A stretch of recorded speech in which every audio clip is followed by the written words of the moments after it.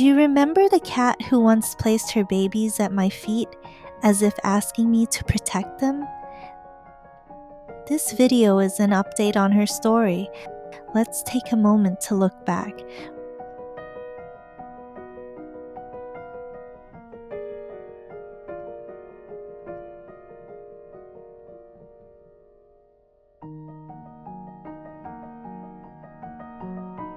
When I first met her, she carried her kittens to me one by one, testing my heart before trusting me with both of her babies. I set up a small cardboard box, turned my basement into a nursery, and together we raised them through their first fragile days. But life on the streets is cruel. Not long ago, tragedy struck. One of her babies fell sick. No matter how much care I gave, its tiny body couldn't keep up, and it passed quietly. I thought that was the end of heartbreak, but soon after, someone told me the second kitten had been hit by a car. Just like that, both little lives were gone. The mother cat was devastated. She refused food, refused water, and spent days curled up in silence. I could see in her eyes the weight of loss only a mother could carry. Slowly, very slowly, she found her way back to herself, but she was never quite the same. Now she lives a lonelier life. I invited her to stay with me, to live inside, safe and warm. But she's a free spirit. She comes when she wants and leaves when she wants. I don't lock the door. She knows it's always open and that food is always waiting. That's the life we've settled into, a quiet companionship.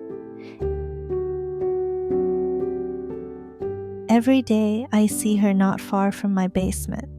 She'll greet me, brush against my leg, and then wander off again. She trusts people, she trusts me, but she still craves independence. Sometimes I even catch her rummaging through trash, not because she's hungry, there's always fresh food waiting, but maybe because the streets are still part of her soul. She's no longer the desperate mother begging for help. She's a survivor, quiet, dignified, and resilient.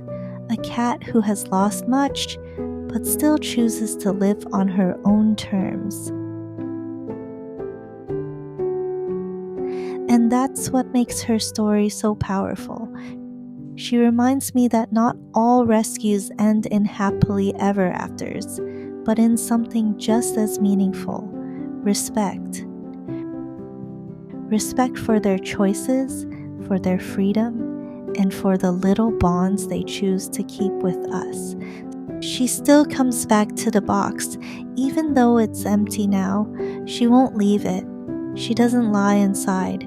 She just stands there, breathing slowly, pressing her nose against the cardboard, sniffing again and again, as if trying to bring back a memory. I think she's afraid to forget their smell. She doesn't cry, she doesn't make a sound, but the silence says everything. She lost both of her babies, and this box is all she has left of them. I don't know how to comfort her. I give her food, I pet her gently, but nothing seems enough. What would you do if you were me? How do you heal a mother's heart when all she wants is the scent of the children she lost? Please tell me in the comments. Maybe together we can help her feel less alone.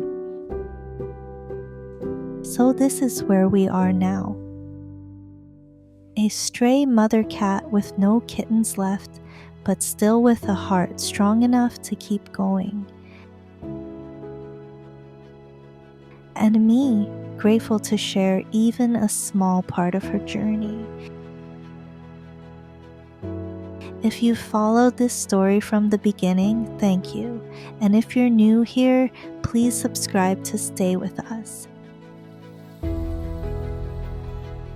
Every like, every comment, and every subscription gives me the strength to keep feeding, caring, and telling the stories of stray cats like her. Thank you so much for watching. Until next time, let's keep showing kindness to every little soul that crosses our path.